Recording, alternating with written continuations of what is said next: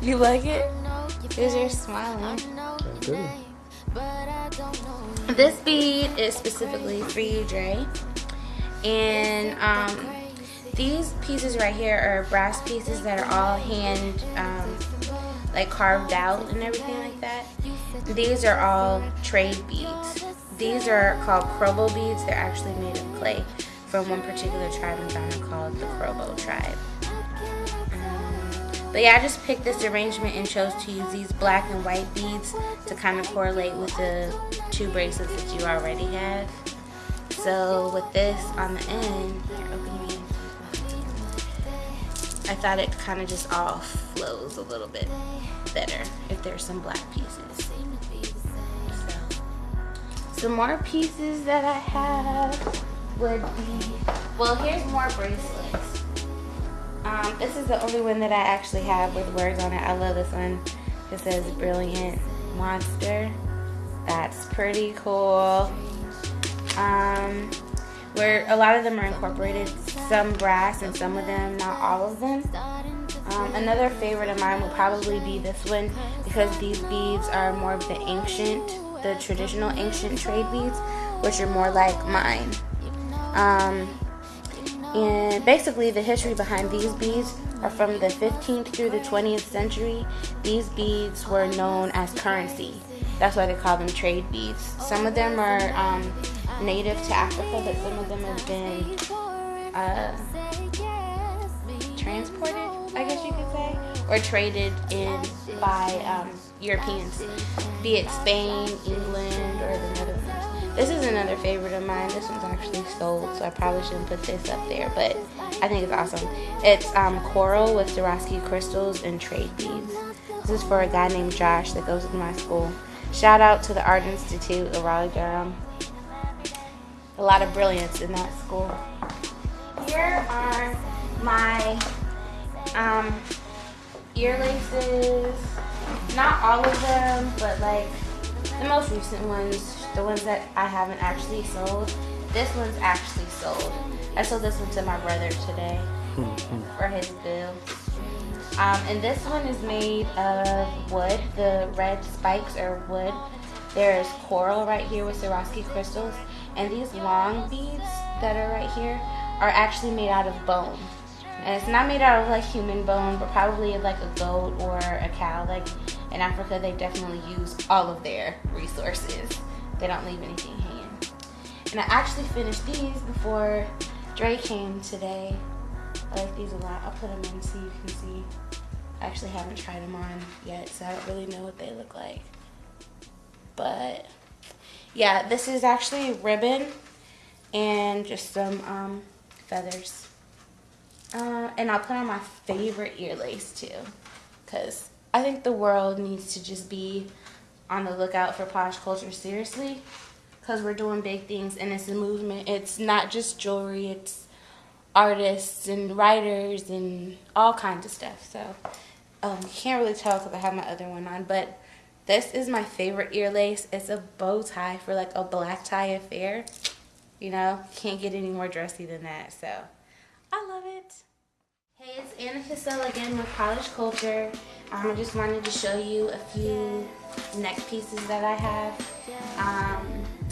Some of these are like some of my favorite pieces as well. I actually started making these before I started making the bracelets, so I hope you enjoy. This one is my absolute favorite. It's called the Green Snake. This is actually the only piece that actually has a name. But these are trade beads with blue Swarovski crystals and other beads as well as brass. So I really love that. They're really exclusive. Like none of the beads, the necklaces are exactly the same. I'm just gonna give you an example. This is another favorite of mine just because it's my favorite color. But as you can see up close, like these are the same beads that are on the Green Snake. So once these two are sold, there will be no more of these beads at all. That's how I like to work. I don't like making anything the same. And so what happens is the way that they sell the beads, they come on one big string. I take them apart and I recreate something. And so with the one string, I was only able to make 2 necklaces, and after those 2 necklaces have been made, I haven't used those beads at all throughout anything else. So when you do buy a Polish Culture piece, it truly is original, it truly is one of a kind. You're not going to see anyone else with it on, so that's a plus for Polish Culture. This is another piece that's a favorite of mine, mostly because I really like the different color schemes involved. But this is a big brass piece. This is recycled glass coming from Ghana, West Africa as well as these bones and more coral incorporated throughout. I really like these 3 colors together. So I think it gives it more of like a regal look. So pretty cool.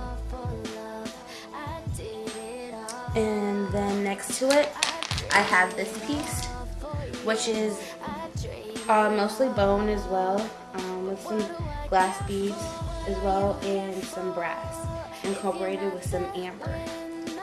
I like this color scheme. I think this is perfect for the fall. It pretty much goes with anything. And it's also, all of these are also unisex, so I can totally see this with like beef and broths, or you know, some really cute boots for the ladies out there. And this by far is my favorite.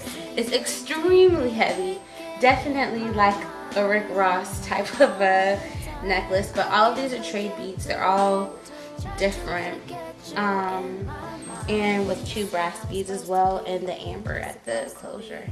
That's really great. It's really heavy. That's one thing that I really enjoy about all of these pieces. You know you have them on. They're not just so lightweight that you forget that you're wearing jewelry.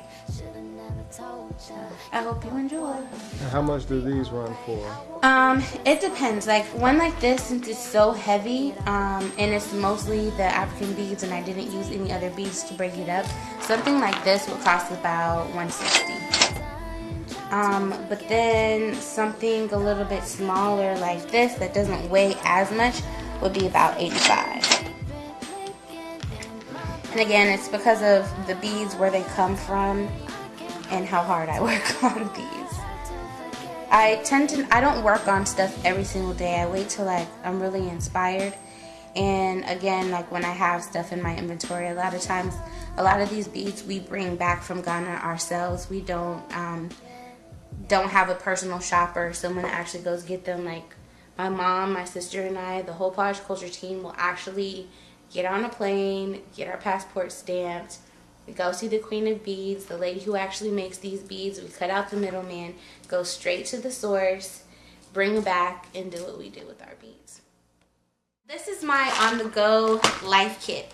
It pretty much is, I like to, since I don't do jewelry every day, I do it when I'm mostly inspired. I carry this around. It has stuff in here like different chains I might use for like an ear lace, or just aqua for earrings. Slight stuff up here.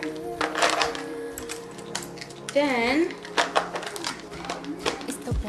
on the second one, I have some Swarovski crystals, some black ones, more beads from, actually I believe I got these ones from Hong Kong when I went in February. You've seen it in the passport. Oh, I didn't get to show you Japan, but that's okay. You're cool with that. This red bead is called Red Eye, and this bead is known in South Africa in particular for warding off bad spirits. So I thought that was pretty cool. More brass pieces that I'd either put in a bracelet or a necklace. Just some more colorful beads I didn't pull up and show you. Okay, so that's that. Then I have more trade beads. These are more fun. I don't think these are just for females though. I mean, whatever. You be the judge. But I love those flower beads.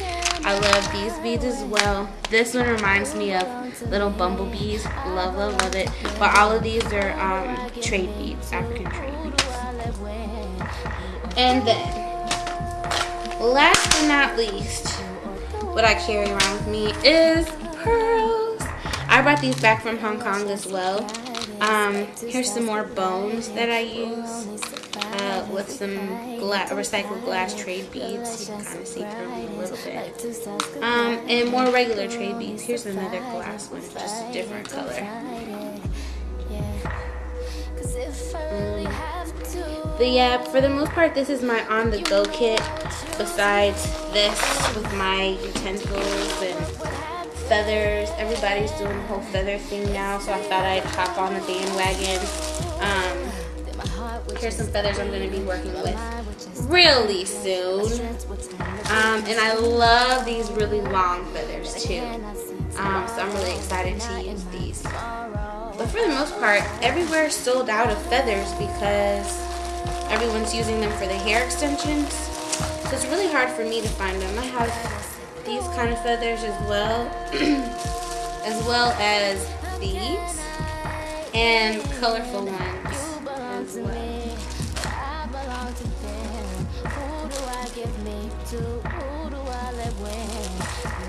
Pretty nifty. This is polish culture in a nutshell. This is pretty much just the culture side. I haven't really shown you any of the polish side, which is all designed by Martha Martin Fletcher, my mommy.